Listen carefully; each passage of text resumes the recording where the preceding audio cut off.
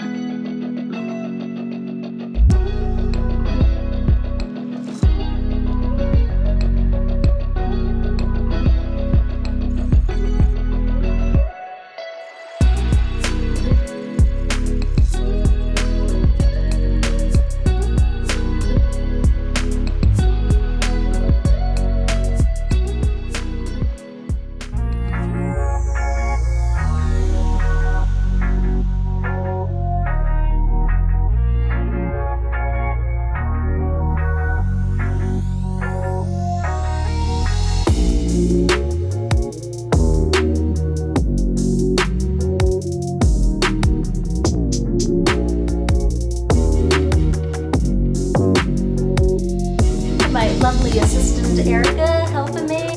Thank God, because these are heavy AF. We're just installing the doors back up so I can install the mirrors while the doors are hanging.